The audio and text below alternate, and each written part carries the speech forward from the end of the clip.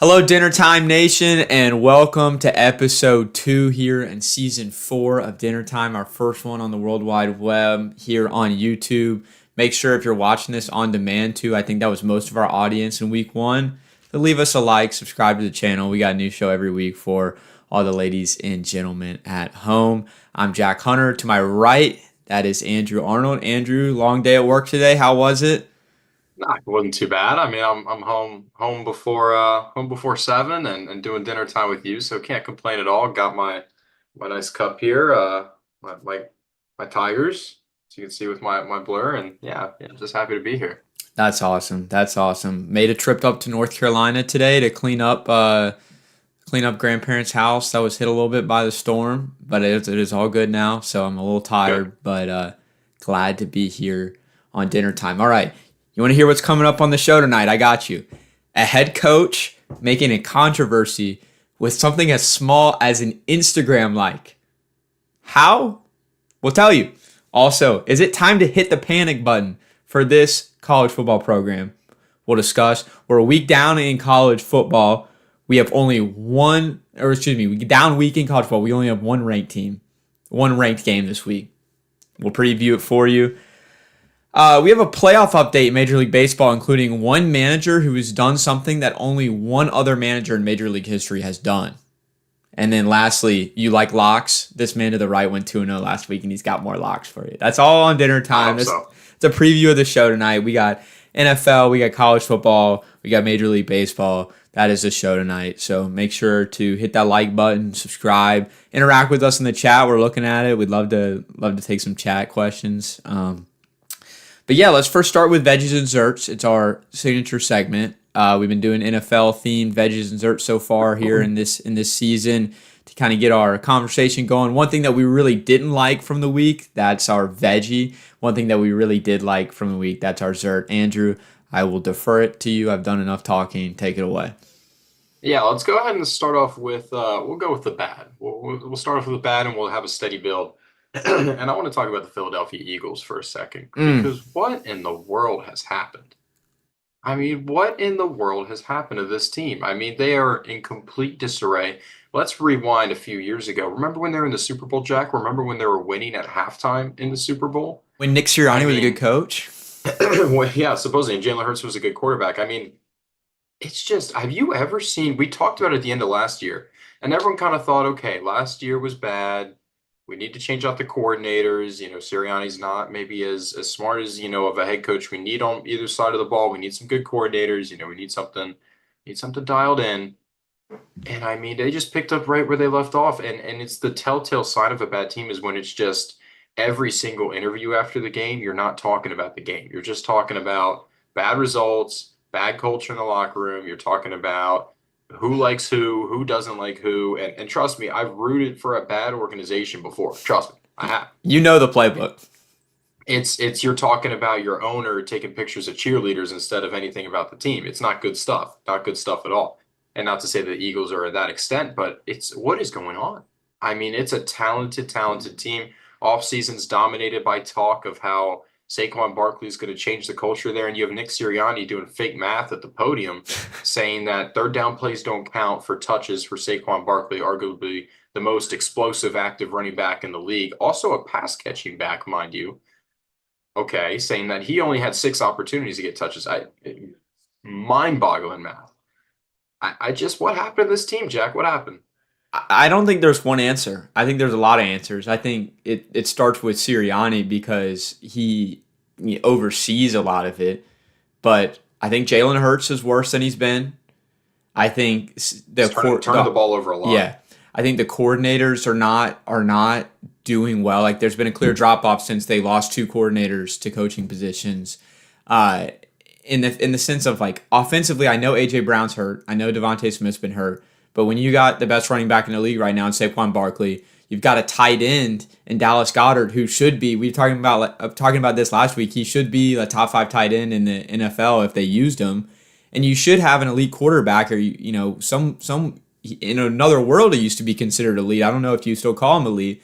So coordinator gone wrong. Defensively, they've lost their mojo. I mean, the Bucks were slicing through them like crazy last week. So I don't. This is a complicated situation in that there's not one fix, but Yeah. you might want to start with the head coach because he oversees it all.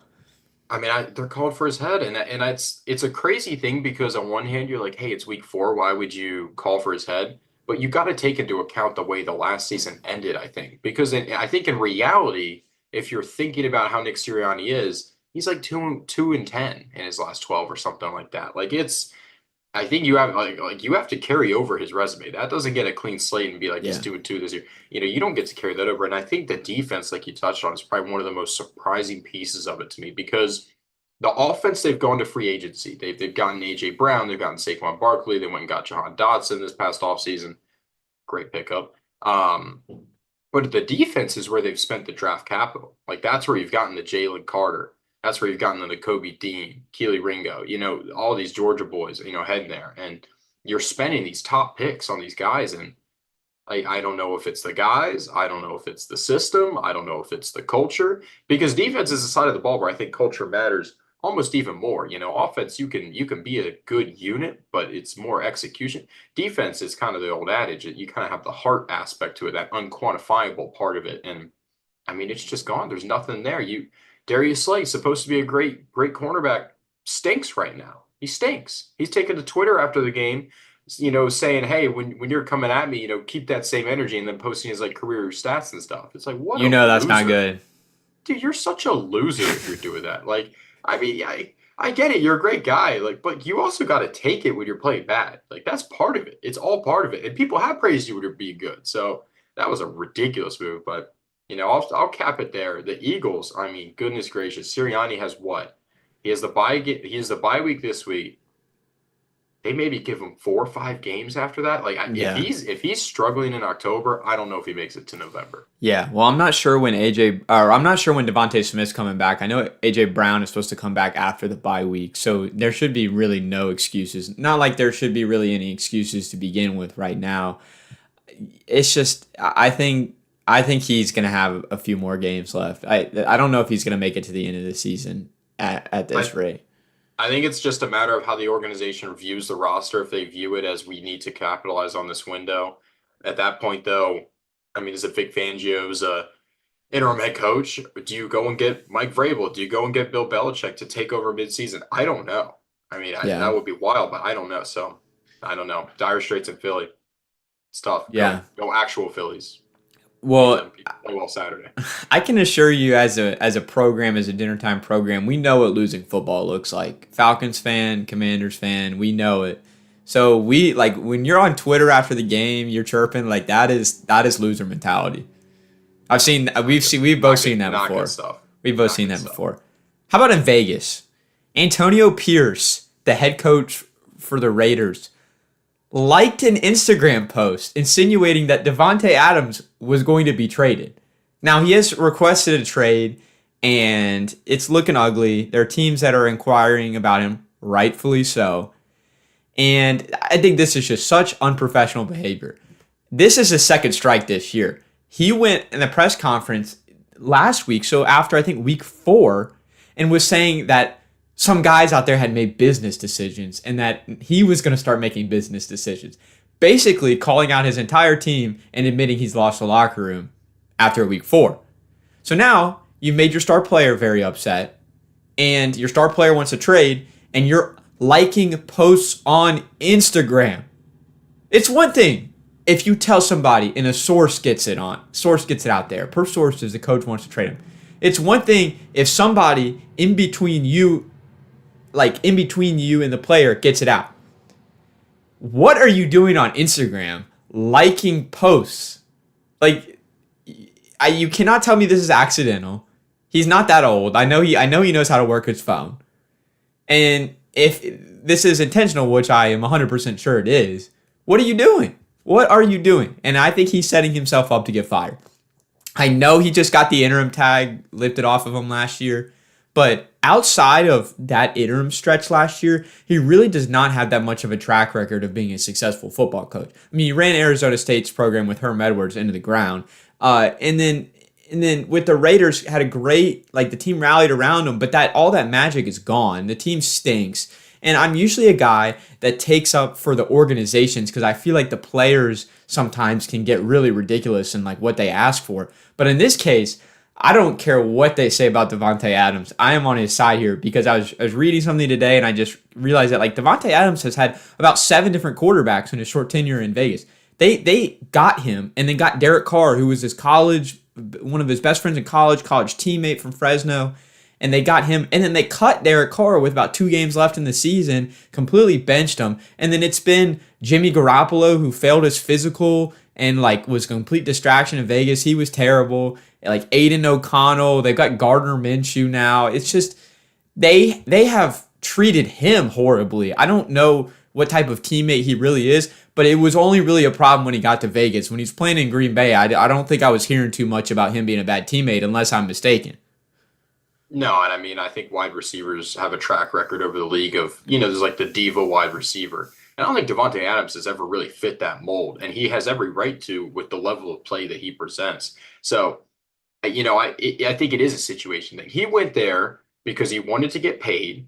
Green Bay wasn't going to do it, and he wanted to go play with one of his old teammates. You look at the top 2 places he wants to get traded to, it's New Orleans and the Jets. He wants to go play with the guys he likes, Aaron Rodgers, Derek Carr. Free Devontae Adams, man, because I feel like he has had every moment to create such a ruckus on what of a I was gonna curse. I don't know what we're doing there on that. on what a poop storm it's been in Vegas. It's just been terrible. And Antonio Pierce is it's kind of like when you put a backup quarterback and you name the backup quarterback the starter. Like, yeah, they're the starter, but their leash is about this long. It's about 1 or 2 bad games, and it's like you haven't necessarily proven it to the point where we give you that kind of leash.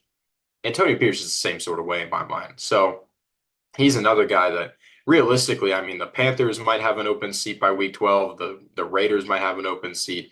And I mentioned it for the Eagles, but when you have a guy like Mike Vrabel out there who has had success and a guy like Bill Belichick who, we don't even have to talk about that. When those guys are sitting at home right now, I think the seat gets even warmer and the leash gets even tighter, for stuff like this. And the last thing I'll say on it is just Antonio Pierce. As for the business decisions comment was stupid. As for the Instagram thing, maybe I give him a little bit of a pass just because I just think he hasn't been a head coach that long. Maybe he just doesn't get it on just the level of scrutiny and how basically every public action matters. But like you said, he isn't that old. Got to be better than that. And Devontae Adams wasn't hurt this past week. Like, they're getting ready to trade him, no question. And last thing I'll say is I hope the Commanders don't trade for him. So, anyways. Yeah, well, the Steelers were rumored to be interested in him. So speaking of diva wide receivers, I mean, you have not been a diva wide receiver until you've entered that room. I mean, the Steelers have been rumored for every big-time receiver over the past how many years now, and Tomlin don't want him. He doesn't want him. He already has enough issues in that room. He wants George Pickens and a good defense, and he'll figure it out. In some quarterback that's gotten abandoned by some other team. Exactly. Yeah. All right. Well, I'll snake it around here and give you my ZERP. But first, coming up, a few minutes, we've got UGA Bama. Should we be concerned? That's coming up soon. All right. Sticking in the state of Georgia, speaking of UGA, Younghoe Koo is leading the league with 9 field goals. Should I be happy or sad about that, Andrew, as a Falcons fan? Given the teams the Falcons have played the first 4 weeks, I think happy. Okay. Well, this is not about the Falcons. This is about Younghoe Koo. So I'll be happy about Younghoe Koo. 58-yard field goal, career long to beat the New Orleans Saints. And I feel like I throw around the words or the phrase must win a lot, but this was a game you needed to have. You didn't want to drop to 1-3 and lose a game against a team that's been arguably the strongest team in the NFC South to this point. Now, you're not in the driver's seat, but you're definitely in contention in the NFC South. So, first of all, Zert, because he kicked a 58-yard field goal to win that game. Second of all, that was his 4th field goal of the game. And this is, I feel like every game, what the Falcons do is they barely score any touchdowns, and they just rely on Younghoe Koo to be automatic, and he leads the league with 9 field goals and is a perfect 9 for 9. I don't remember the stat, but he's like one of an all-time kickers in terms of efficiency. Like, he does not miss field goals, and now the Falcons have a 56-55 all-time lead against the New Orleans Saints. Last thing I'll touch on with Younghoe Koo, what a comeback story. It's a story of resilience that I wish, like, I wish more people knew about. The guy was from Korea, did not speak much English when he came to the States, kicked at Georgia Southern, got signed by the Chargers, had a really rough start to his NFL career, got cut. I first saw him playing for the Atlanta Legends of the Alliance of American Football, the AAF that lasted for like a few months. And then he ended up signing on with the Falcons. And I mean, I think he was the best kicker in AAF history too, by the way. I don't think he ever missed a kick there. And then he signed on with the Falcons and has been like an all-time kicker, at least in terms of efficiency. He needs a few years to really stack that. But anyway, love my guy Younghoe Koo, kicker MVP. Kickers get a lot of heat, but Younghoe Koo will never get heat from me. He'll never get heat from you.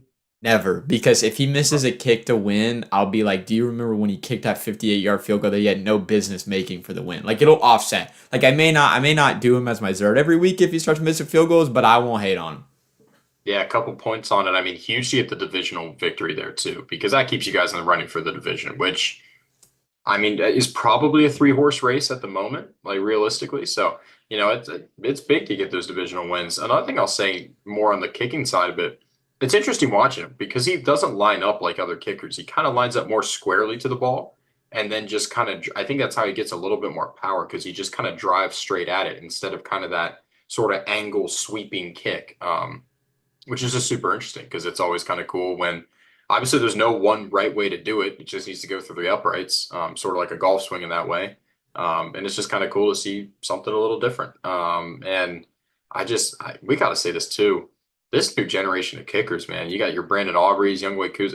Younghoe Koo 10 years ago is a phenom. Everybody's talking about him like only really Justin Tucker's doing that kind of thing. You're putting up there with like Gostowski, Vinatieri.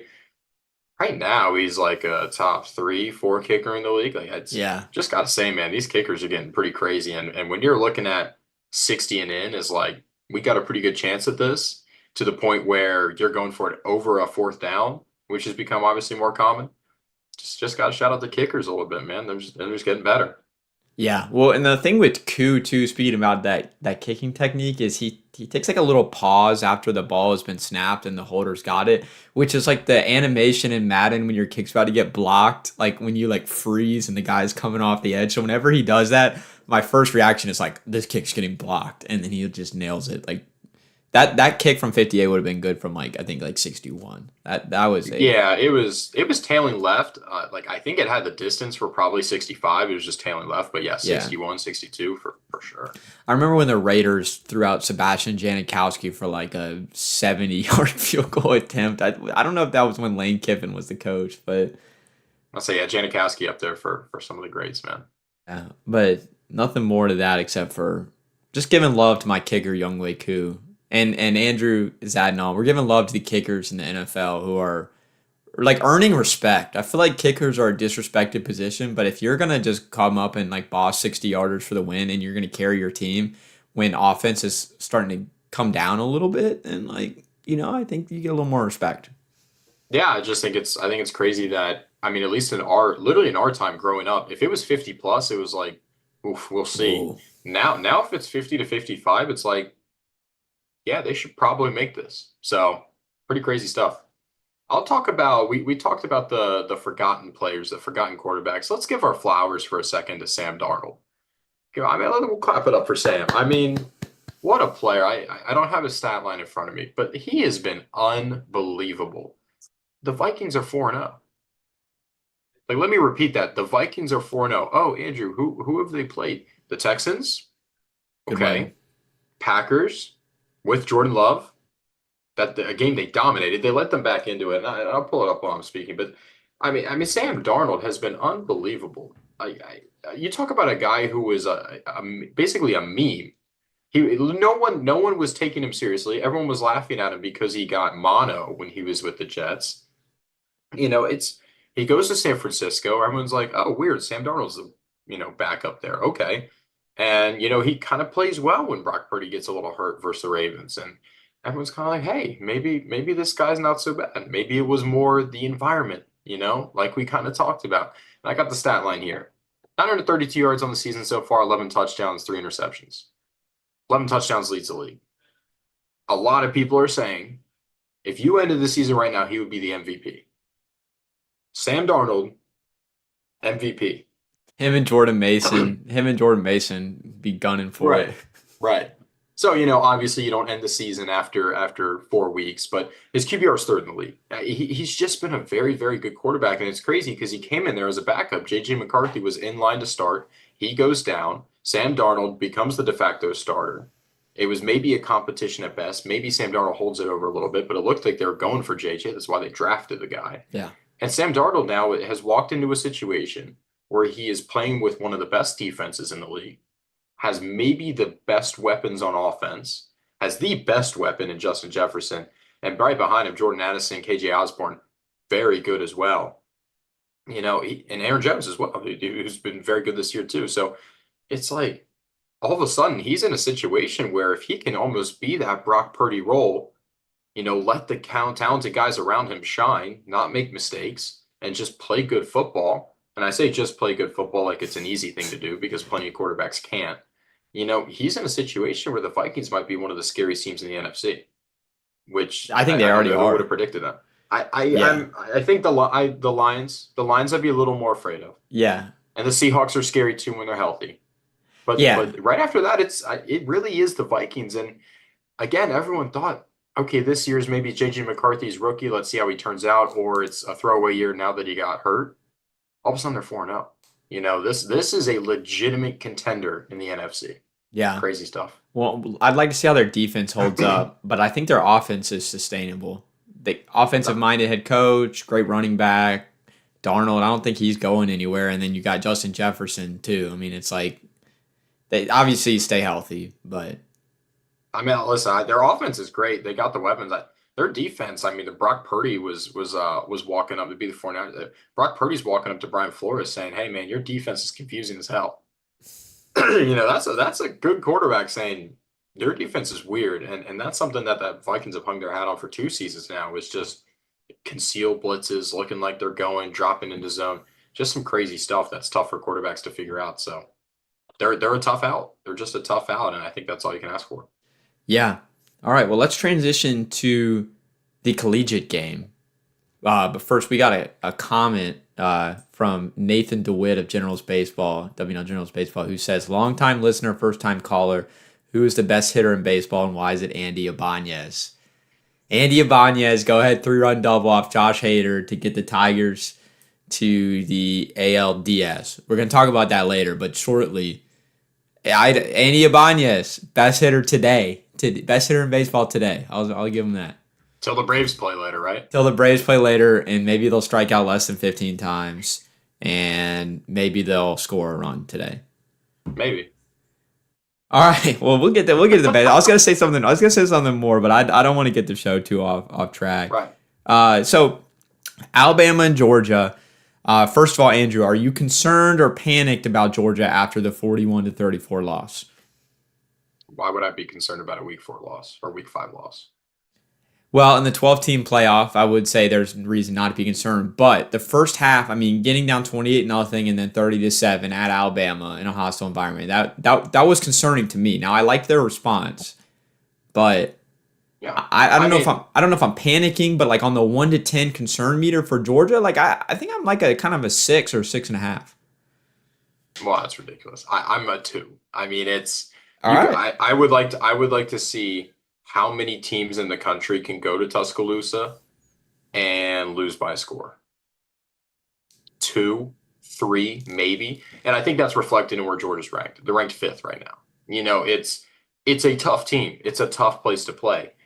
The fact that they were in that game impressed me after just a horrific start. I'm upset from a point of view where it felt like the game plan wasn't there, the coaching wasn't there, the execution wasn't there at the start of the game. That's definitely upsetting. But I look, why don't we get this loss out of the way early? We still got to go to Texas. We still got to go to Ole Miss. So, look, get it out of your system. Get the wake-up call. It could have been Kentucky, which would have been way worse for the rankings. So, Yeah. look, to do it against Alabama, to have a chance to be leading the game with 2.5 minutes left, no, I'm not that concerned. Are we what I'm interested to see is how we play against Texas. Interested to see. Interested to see. And I think that we can still have two losses and be in the playoff if they're to Texas and Alabama. I don't think there's any question about that. Can we have three losses to Tennessee, Texas, and Alabama deserve to be in? No, we don't deserve to be in. So we have to go 2-1 against Ole Miss, Tennessee, and Texas. But yeah, back's not, the game's not over. We're still fifth. Back's not against the wall, and we've been there before. So, it's not like we have rookie head coach, rookie quarterback. This team's about to crumble. No, we have Heisman hopeful Carson Beck and Kirby Smart, who's won 2 national championships the last 4 years. So, no, not concerned. Would have liked to win. Would have liked to start better, but not concerned. Yeah. Well, first of all, Nathan says he's heading to an evening lecture and he loves the content. He'll see us next week. So Nathan, thank you for watching. Thank you for listening. I'm just concerned because for a little bit of different reason. The Kentucky thing is definitely something that I'm concerned about too, in that the offense just seems to be very inconsistent. Like they've shown me that they can play. Like I'm not sitting here saying the offense stinks. They're going to be terrible for the rest of the year. But between the first half of the Alabama game and then between the Kentucky game, I'm kind of wondering, like, can we count on the Georgia offense? And then another thing that I was concerned about too, and I don't know if versus Texas or Ole Miss, I'm sure those guys are taking notes, but for the first time in a long time, I feel like Georgia was unprepared in that first half of the game. I mean, Jalen Milroe, first of all, great player. We're going to talk about him because we have to. But Georgia just looked woefully unprepared for him in the first half. I mean, and then offensively, they just, nobody was on the same page offensively in that first half. So I think that is a concern, the fact that they were unprepared for that game. Like, how is Texas going to start throwing wrinkles in, knowing that wrinkles really throw off this Georgia team? Or is Kirby going to make sure they scout better, they can get better for the games? And then offensive consistency, too, is what I'm concerned about. I mean, I definitely hear you on those points, especially after the Kentucky game. The one thing I will say is Kentucky went and played a very good game as well. So yeah, that close game looks better. What I think the issue with Georgia is on offense is maybe not even so much preparation as it is execution in a tough environment. With the modern college football playoff, you have to be able to do that. You have to be able to go into a place and beat somebody, especially if you're not winning your conference, which in the SEC, pretty tough to do. Like, you're going against possible future national championships in the regular season, in the champion, it's tough. And Georgia has to adapt to the fact that their toughest game on the schedule isn't going to be played in the neutral site of Atlanta. You can't lean on that as much anymore. You got to go to Alabama and win. You got to be able to go to Texas now and win. So that part of it is tough because it does feel like the road atmosphere rattled the offense, especially. The execution wasn't there. And then it felt like the game planning on defense on the side of the ball that Kirby should be sharpest on. It felt like they were game planning for a Jaden Milroe that was getting benched last year. Yeah. Not the Jaden Milroe that we have this year, who's a very legitimate Heisman hopeful as well. So it felt like that side of the preparation, I was a little more concerned. Offensive side, got to be able to execute on the road. I'm not saying it's easy, but you got to find a way to do it if you want to get where you want to go. Yeah. I will say, if I were Alabama, I don't know if I'd want to see Georgia again, because I feel like Georgia was so bad in that first half and then they switch flipped. Like, Alabama generally leading up to that game had not blitzed that much, and they're, a little surprised. They were like, Georgia's going to see something that we haven't shown anybody. They were blitzing, and Georgia was flustered. And then on the other side, it seemed like Georgia was blitzing a lot, and Jalen Milroe was just breaking free because there was no spy on him. Faster. Yeah, he's just faster. So, and then I think they started to figure that out a little bit. Like, maybe we should just try to play more contain and not blitz him all the time and allow him to get out of the pocket. So I don't know if Alabama really wants to see Georgia again, but is another team going to look and be like, let's put something out there that Georgia hasn't seen instead of just, trying to show them what's on film, because we know they watch film. So that's just something I'm concerned about. And then also, too, Georgia still has a chance at getting a top 4 seed. I think they got to win out to get a top 4 seed. But another thing, too, is if you're not a top 4 seed, you got to play 4 games to win a national championship. And then 5 if you're talking to the SEC championship. Like, that's a lot for any team. So not only am I concerned too about coming up Texas, Ole Miss, like that, Tennessee, those are going to be three really tough games. But if you lose one of them, A, you might not play in the SEC championship, which means you're definitely not going to get a top four seed. And then two, then you're going to have to be a bottom eight seed, and you're going to have to play four games to win a national championship. And that's just tough for any team. Yeah, no, it's definitely difficult. But yeah, I mean, on one hand, yes, tough. But on the other, like say the playoffs started today, Georgia's in the 5 spot. Is the 12 team really going to be that big of an issue? Probably not. So yes, it's another game, but is it another game? Hey, it's another week of game playing. It's another week of everything, but maybe not as tough as it is on paper necessarily. But regardless, yeah, got to go 2-1 in the next 3, and that's not an easy thing to do when 2 of them are on the road. And this Tennessee team is pretty nasty. They're good. I think everyone was kind of being like, oh, that's the winnable game because it's at home. But shoot, arguably they're the best team out of the 3 anyways. I think Texas is better, but you can make an argument and I'll listen about Tennessee. So, it's not easy. Road's not easy. And they knew the road wasn't going to be easy, and it would have been nice to start with a win, and it looked like they had a chance to, and then they didn't. So concern level 2, but not happy.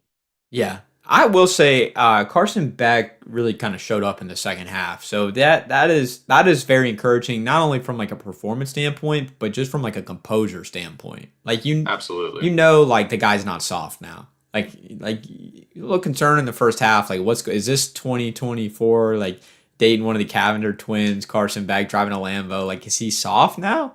But I think he kind of disproved some of that in the second half. And so that was big. And so we talked about Georgia. They need to go 2-1 at the minimum in that big 3 games. If they go 3-0, they'll be great. So I think I'm not very concerned about their ability to do that. I need to see it from them. It's about them. It's not about me. I'm sounding like Kirby now. It's not about Texas. It's not about Tennessee and Ole Miss. It's about Georgia. Like if they figure it out, they'll be fine. It's definitely funny that yes, like you can get the second loss and still probably make it in, but is that still the kiss of death? Like it's kind of funny how now basically with the modern football playoff, if you're playing a tough schedule, you can have 2 losses and that's okay. But is 2 losses still too much? Is it still tough to then have to do that uphill climb? I don't know, just an interesting thing. Yeah. I want to talk about a little bit of Alabama first, but coming up next, only ranked matchup of the week, Missouri and Texas A&M. We'll get to that one coming up in a second here on Dinner Time with Jack and Andrew. Ryan Williams, special player. You know somebody's special when everybody is like, why don't we have a Ryan Williams? And you're like, Ryan Williams is a one-of-one. He is a one-of-one. 6 catches, 177 yards and a touchdown. A lot of yards late in that game. I mean, some of the highlights, I wish we could show them, but kid special. I mean, you got to find, if you're in a dynasty league, a guy who you think is going to have the number 1 pick in about 3 years because, I mean, this guy's unbelievable. And he's going to enter the NFL at 20. I mean, he is unbelievable. He's a problem. He is a problem. So, I mean, he's doing stuff on the field that not only do you not see from college wide receivers, you don't really see from NFL wide receivers. And I understand you can make the comparison like, oh, it's competition a little bit. I mean, what he did, it was just you just got to throw your hands up. And a lot of talk goes behind having an elite quarterback. I don't think as much respect gets put on when you have a truly elite wide receiver and how much better they can make a quarterback. I mean, this guy is just unbelievable. He's going to be a millionaire at 18. Yeah. And by the way he plays, he deserves it because he is unbelievable. He's a guy, yeah, maybe Georgia wants another shot at Bama. Goodness gracious, I do not want to play against that guy again because he is unbelievable. Yeah. Well, I said it was going to come down to big plays for Alabama. And Ryan Williams was the one that made those plays. And I give credit to Milroe too. Like last year looked like a guy that like he was solid. This year I saw something in The Athletic about him potentially being the number 1 quarterback in this upcoming draft, and it's not the most ridiculous thing I've ever seen. I mean, do I think he's going to be QB1? Not sure, but like projecting to the end of the season, if he's showing this now that he's not just like a deep ball slinger and not just a guy that just like leaves the pocket whenever, like he feels like he's getting breathed on, like a guy that can actually move around in the pocket, throw the ball short, intermediate routes, throw the ball deep, run. I mean, he's a guy that an NFL team could. I mean, NFL teams like to take flyers on anybody at quarterback. And then you add Yeah. in a guy Oh yeah. that's won in college and that's actually like done things in college and Jalen Milroe. I mean, it would not be ridiculous for him to be a first round pick. I have two. There's like kind of the two wolves. There's two ways I look at it. On one hand, you have how have Alabama quarterbacks performed in the NFL recently? Not great. On the other hand, you have NFL GMs who seem to be much more inclined to take guys with physical gifts in addition to any sort of passing talent, which Jane Milroe obviously has, and basically taking a little more flyers on guys where it's they have stuff that we can't teach, and we'll try to teach them the stuff they don't have right now. So, it would not surprise me, especially with the way the hype train works and how this guy's going to look at combine. If you don't think this guy's about to light it up at pro day on his 40 time, on his bench press, on his broad jump, and get, all these GMs, oohing and ahhing over him, regardless of what he puts on film the rest of his year, you're dead wrong. So, I very much see a path for him being the number one pick. And I see a path for him being a good NFL quarterback. Don't get me wrong. My only reservation against him is that he started to look like a more competent passer just this year in college. And the NFL is a whole other ballgame. So if he's just getting the hang of throwing the ball in college now, and you can still make him uncomfortable. He relies on his legs, and that's okay. He's a very gifted athlete. But when you have a little bit of that now, and you don't see maybe as much comfortability in college on the passing end, it just is a little bit of a red flag. Not to say he can't develop it, not to say he can't be a great quarterback. Just saying that would be my only red flag in my mind. Yeah. On our radio show in the old platform, we had this imaginary thing called the vault, and we would put things in the vault. We never ended up getting back to the vault, but I'm Well, looking. now that we do a stream, we could just do Yes. an hours long live stream of We doing could it. clip. I'm looking at the camera right now. Today's October 2nd, 2024. When the 2025 NFL draft comes around, Milroe is going to be that guy that comes into the combine, comes into pro days, like fringe first round pick, and everybody is going to be enamored with him, and he's going to shoot up to the top 10 of the draft. Okay, I like that Clip take. that. That's kind of what I was getting at. All right, clip it. We'll start clipping our stuff now. Gotta Clip go it. viral, Clip Yeah, it. yeah. Michael Good. I Mercer. agree. Will the O's score in the ninth inning? No. I mean, they'll probably just strike out. Yeah, they're down 2-1. Yeah.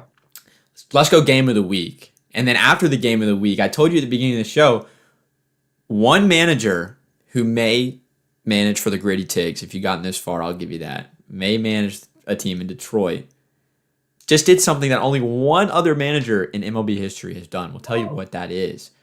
So, game of the week, we got number 9 Missouri, who is 4-0, at number 25 Texas A&M, who's 4-1. This is kind of an underwhelming slate this week. This is the only ranked game, which is why we're talking about it here on Dinner Time. A&M is a 2.5-point favorite. Missouri's coming off a bye, but they had some questionable games. They had to come back against Boston College. They were down 14-3. Took overtime to beat Vanderbilt. A&M has also been playing some questionable games. They've been winning. They lost that opener to Notre Dame, and they've won 4 straight games. But not all of them have been pretty, but they've been wins.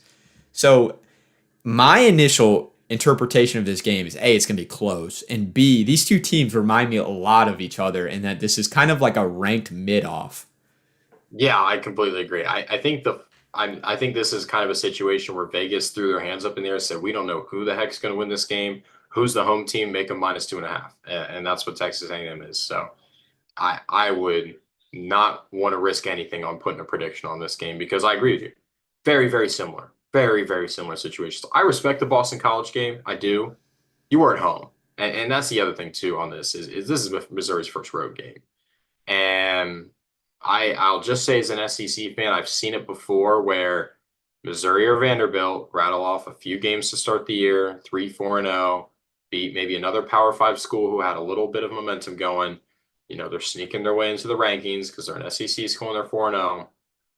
And then they play a real school who's more perennially, more historically good at football.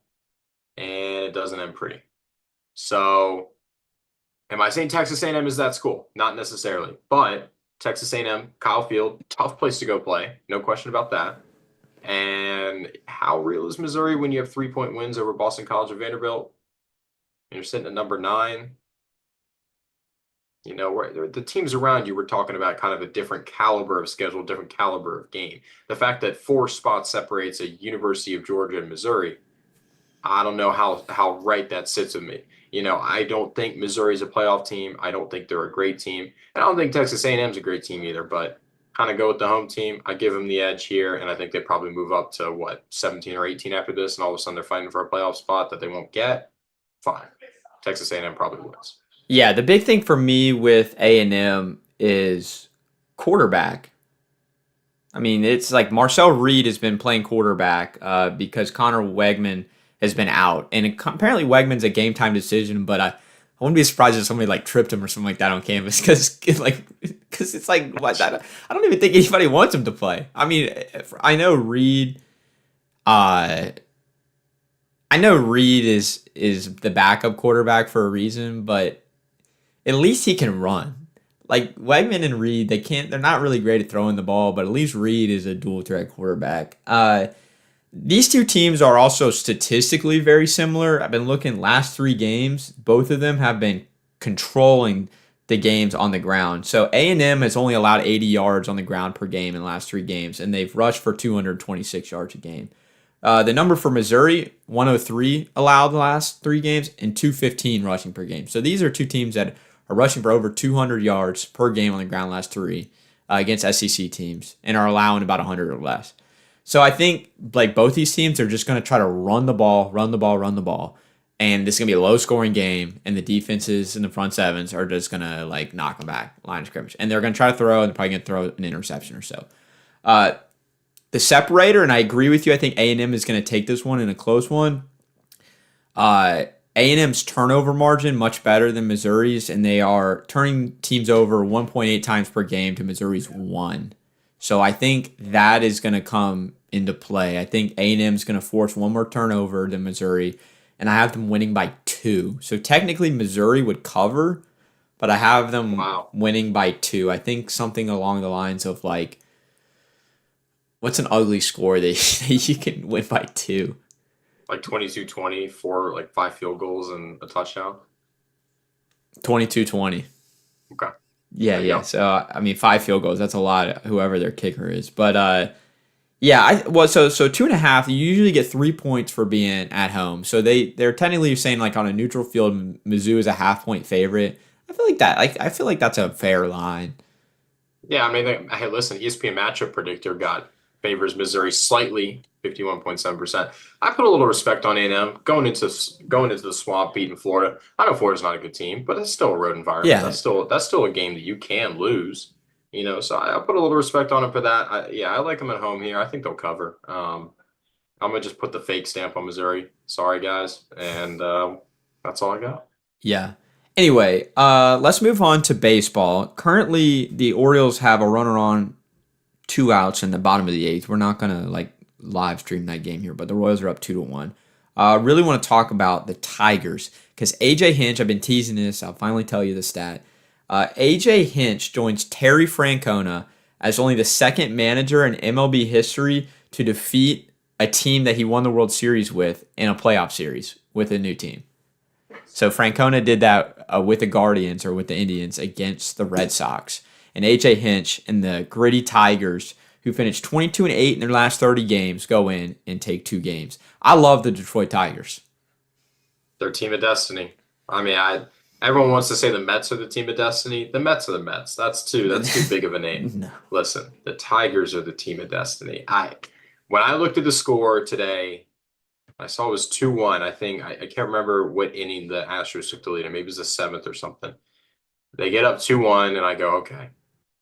Here's the Astros. They're going to steal this game. They're going to take it in 3. And all of a sudden, the postseason Astros are alive again. And they're dangerous because they are always dangerous in the postseason. And hey, man, credit to the Tigers. I think it was then in the 8th inning. Is that correct? That they just light it up. 3 runs in the 8th. Another 3 runs. I mean, our boy Ibanez. I mean, what a performance. I looked and Hader was coming up and it was like, all right, this is the same old Astros. Here's what's gonna happen. How about the Tigers, man? Like they just won the series. And that's the thing of the 3-game series. That's the margin right there.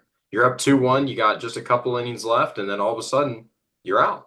You're done. And the Tigers, they got Screwball coming back up this weekend. I'm assuming he'll start on Saturday, on 4 days rest Let's see. So for if the he season. pitched yesterday, I think they'll probably throw him Sunday, game Throw him 2. Sunday. One more. They'll probably pitch him on Regard normal rest. Regardless, you're still starting a guy, Cy Young guy, in the first 2 games of the series. You split those, all of a sudden it's a series. Like it is really a series. It's up for grabs for anyone. So, gotta be excited about Scooble. Gotta be excited about this Tigers team, man. They're electric. Yeah, hold on. Stats and research tell me something. Wow, Detroit threw 7 arms today. They threw 7 different pitchers today. They had 2 pinch hitters in their lineup today, who, by the way, went 2 for 2. And one of them was Ibanez, who was actually a pinch hitter, came in against Hader, 3-run double. I love this Tigers team for a few reasons. One, who throws 7 pitchers in a playoff game, like besides Tampa Bay? But they have these young arms, and they're just like, we don't really have that many starters outside of Scooble, so we're just gonna just throw the whole farm at them.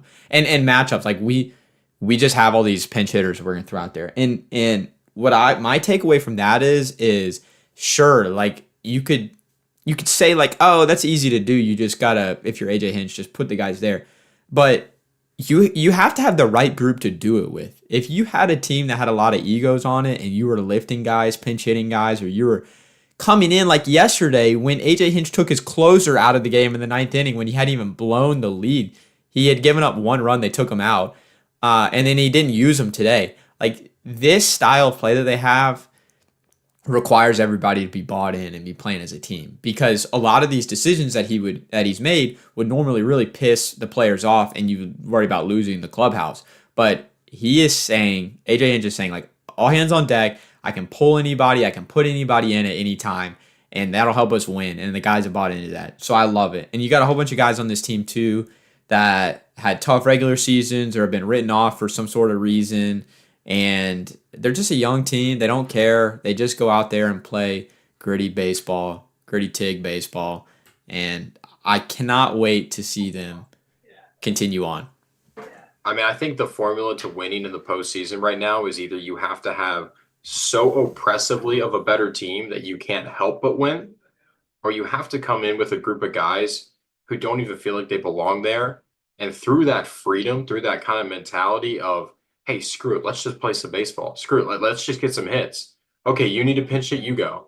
All right, call up this guy from minor league. Like this guy's coming to pitch for us now. Like, it's that kind of mentality of selflessness and almost the freedom that comes without any sort of pressure or expectations. That seems to be a winning formula, especially with the extra wild card spot. You have the Phillies going to the World Series a couple years ago. You got the Diamondbacks going to the World Series last year. Rangers still weren't really expected a team expected to win by any means. It's yes, it's the teams that are hot. There's no question about that. The teams that are hitting well, pitching well in the situation, because it's a shorter sample size. But I think part of that heat comes from, just the freedom, the freedom of no expectations, the extra bit of pressure that you don't feel coming up to an at bat because you don't have expectation, because you're trying to be David, not Goliath. Goliath has the pressure. And coming from the Phillies' perspective right now, being a so-called Goliath with the bye, terrifying, absolutely terrifying. And, I know these guys are professional athletes. I know some of these guys don't feel pressure. But if I'm terrified, it has to be 1% in their minds, and 1% can be the difference. So, it's just an interesting thing of a combination of, obviously baseball is such a statistical sport, no question. But I think there's just something to just playing ball, just feeling like I'm out here to just try to get a hit.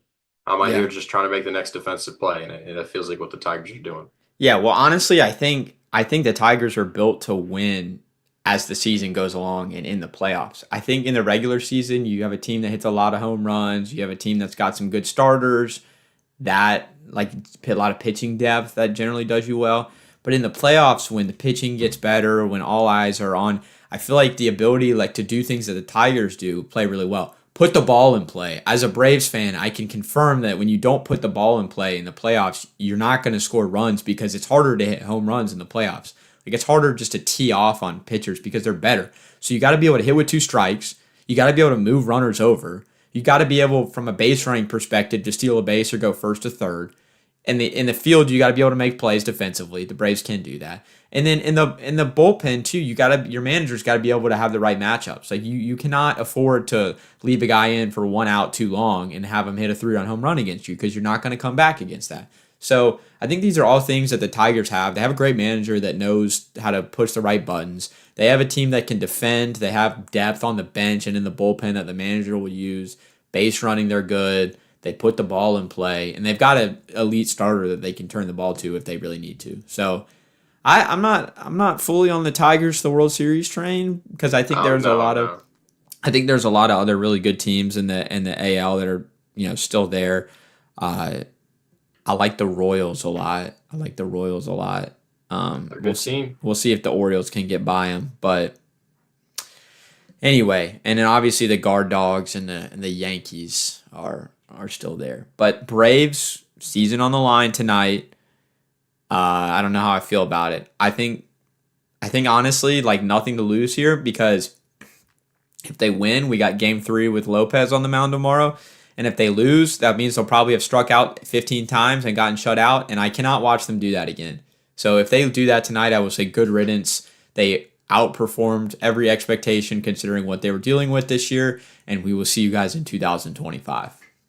Yeah, I think at least as a Braves fan right now, obviously I'm sure it's incredibly frustrating to watch how the game went last night.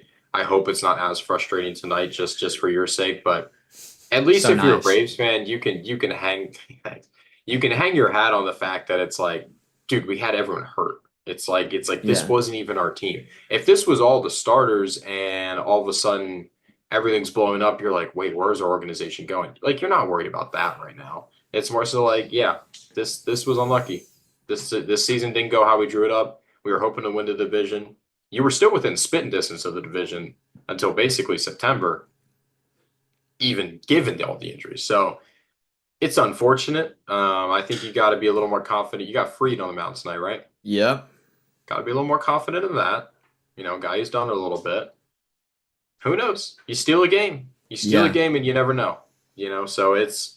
But I mean, listen, tough draw with the Padres too. Yeah. Padres are great. Padres They're are they're they're they're a really good team. another team that's built to win in October. They have the lowest strikeout rate in the Major League Baseball. They do not strike out. They don't strike out. And their bullpen, they've got 3 closers in the same bullpen with Tanner Scott, Jason Adam, and then Suarez. So you Suarez has been unbelievable. yeah, you basically the starter just gets through 5 or 6 innings and the game is like you shorten the game like crazy. And their fans are great. So look, if there's a weakness, hitting against lefties is something they've not been good at. So Freed going against the team that drafted him and then traded him to the Braves. And look, the wild card series is really frustrating for a team that's the favorite, and it's like playing with house money for a team that's the underdog. Because now all they got to do is win 2 games. Anybody can win 2 games. Like, how many 2 game stretches did somebody win over the season? You probably did that like 30 times, 35, Yeah. 35 times. So it's like, Oh, I mean, it's one starter has one bad day, and you're up against it. You're up against it. So yeah, it's crazy. yeah. All right. Well, looking forward to see how it goes. We'll get you one more score update here in the Royals O's game. It was still 2-1 in the ninth inning, and now we go to the bottom of the ninth. Lucas Urseg is on the mound trying to get a back-to-back save to eliminate the Orioles. That'd be really tough for the Orioles. I mean, there'd be back-to-back years of just sheer disappointment in the playoffs, but I feel their I agree pain. with that. I agree with the disappointment, but my one thought is first, I don't think this team was built to win in October in the way that their bullpen has been questionable pretty much the whole year. I think they have the kind of hitters where it hasn't shown as much. But when you're Craig Kimbrell's your closer for the first half, he was good, and then he was terrible like he usually is. Then you go to Sir Anthony Dominguez, which anyone in Philly will tell you, yeah, have him. Have him be your 1.1 closer. scoreless innings tonight for Sir Anthony. Like, hey, respect to the guy. He's been in October, but I mean, is he really the guy you want to put the ball in his hand, game on the line? It's like, again, ask any Philly fan, and they're like, yeah, maybe 2 years ago. But it ain't 2 years ago. So Sad for the Orioles. They're a fun team to watch. Were they built to really do it this year? Feels like probably not. Yeah, well, so their bullpen's actually not even their bullpen's given up one run in this series across two games basically. So in the It has postseason, been the batting's, yeah, at yeah, least 2 games, sure. yeah, but the reason they don't have a bye is because of that bullpen. Yeah. So I agree with that point. All right, let's move to the final segment of the show today. We're gonna do the picks. I went 0-2 last week. I don't feel good about it because sources are saying that UCF lost the Colorado scouting report at Disney World, and that doesn't sit That's right on with me sources. because Shadur Sanders threw for over 300 yards. Colorado dropped over a 40 piece on UCF. UCF decided to just give the ball to the other team, like Hugh Freeze is their coach. So I don't appreciate what UCF did to me. I will not be picking them going forward. They're on the Okay. ban list. Got And then the Steelers, like I just wish they had played better earlier in that game because they almost it. came Or back just and played won. against Anthony Richardson. Like, I True. didn't blame you for that pick. You picked that against Anthony Richardson, not Joe Flacco. That's not your fault.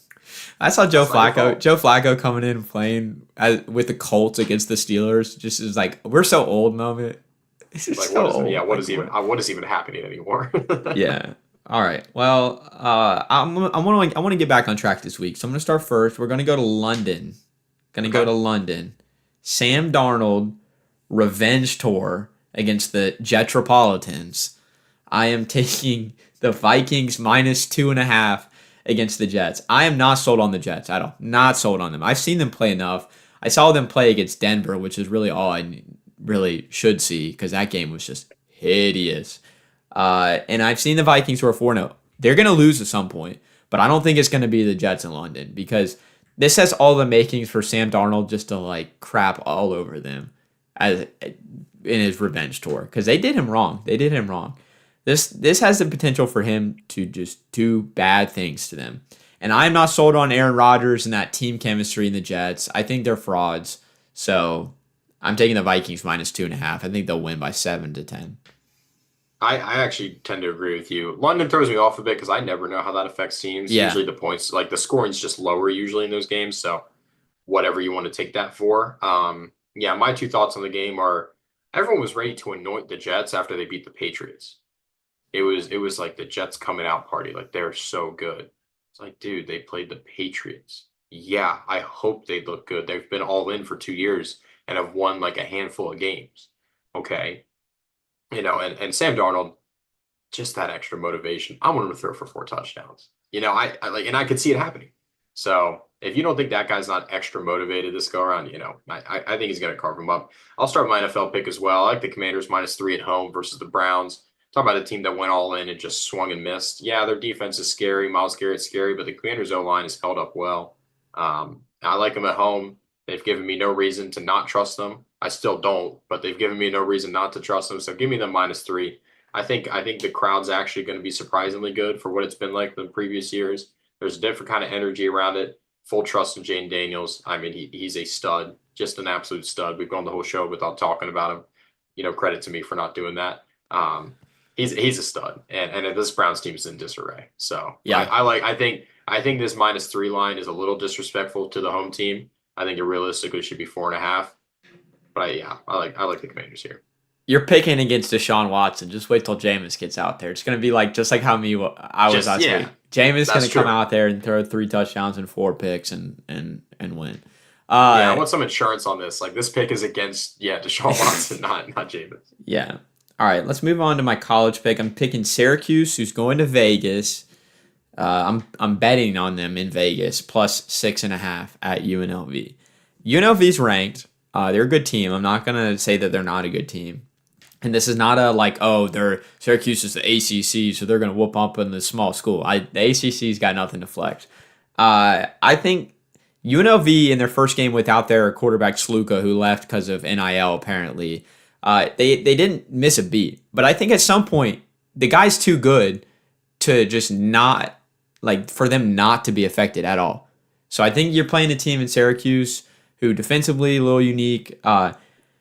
I'm a big fan of Fran Brown from Georgia. I think he's got that team. And the one game that I really watched Syracuse was against Georgia Tech. They won that game. They looked really good. That was at home. On the road, they have not really been tested. But at UNLV, I feel like this is going to be a good spot for him. I don't think the home field advantage is going to be that much playing in Allegiant Stadium. I don't think it's going to be. And I love the playmakers that Syracuse has. Kyle McCord, elite quarterback, especially in the ACC, and in this game, he's an elite quarterback. Everybody loves to say, oh, he stunk because he played for Ohio State, even though Ohio State was still really good. But, like, you put him on a Syracuse team, that's an elite quarterback. Maybe not in, like, the top upper echelon, but, like, he's still going to be an all-ACC guy.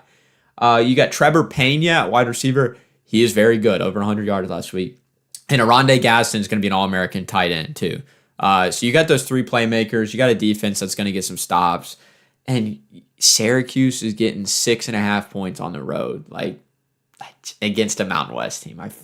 I don't know. I feel like that's a play. Okay. Let's talk about I wish I could comment on it more. But honestly, I haven't really watched. You're just shocked that the Royals won 2-1 and are moving on to the DS, and the Orioles scored 1 run in 2 games. Yeah. Yikes. I'll talk about another ACC school, another ACC matchup. I guess UNLV is obviously not in the ACC, but an ACC matchup. Maybe they will be soon. I don't know. Who knows? There's no rules anymore. Let's go Clemson minus 14.5 versus Florida State. So it came out, looks like DJU not playing. Does that concern me more? Maybe, yes. But also, yes. Okay, but, DJU's playing. So then what does that make the guy behind him? Anyways, Clemson has been trending upward ever since week 1. I think a lot of people watched them on national television versus Georgia, watched them get embarrassed, and then kind of wrote them off and said, all right, yeah, Dabo doesn't get any more, Clemson doesn't get any more. And I agreed, but then I've been watching them since. They lit up NC State, who's not a great team by any means, but they lit them up. Cade Klubnik has taken a step forward every single week. He is the guy there. He's a very talented quarterback. And I just believe in Clemson. They've been covering. That's all they do. They whooped up on Stanford. They're just a good team. And yeah, they got to go to Florida State, but how many students are really going to Florida State games right now? Probably not that many. And with DJU out, the line actually moved in favor. The line was 15.5. DJU went out, and the line moved towards Clemson. And, I don't know. That's funny. It's tough. It's tough for DJU, and he's been the laughingstock of college football this year. And I don't expect Florida State to do anything other than continue this dreadful, dreadful season they've been having. I think Clemson wins by 3 to 4 scores. So I think it'll be another beat down in Tallahassee. Clemson beat App State 66-20. NC State 59-35, and Stanford 40-14. That's called taking care of business. 3 games, 2 SEC teams. I'd love to know what changed, like what happened, because I was more than willing to write off this Clemson team as a team that just was never going to figure it out, especially at the quarterback position. And if they, with Klubnik, have figured something out, and after that Georgia game, they just were back, then Clemson, let's not forget who they were before they started having quarterback issues. They were a team that was a top 3 team in the country for several years under multiple national championships. Yeah. So I don't know if they're that team this year, but if Klubnik is going to play like that, I mean, they're making the playoff. Yeah. No, he looks really good. I think after the way Miami performed against Virginia Tech, I think Clemson smells blood in the water. I think they want to continue to capitalize and just assert themselves as the dominant ACC team this year and basically reclaim what they've been, like you said. So I think Clemson dominates again. Yeah, so Clemson doesn't have Miami this year. They do have the Citadel.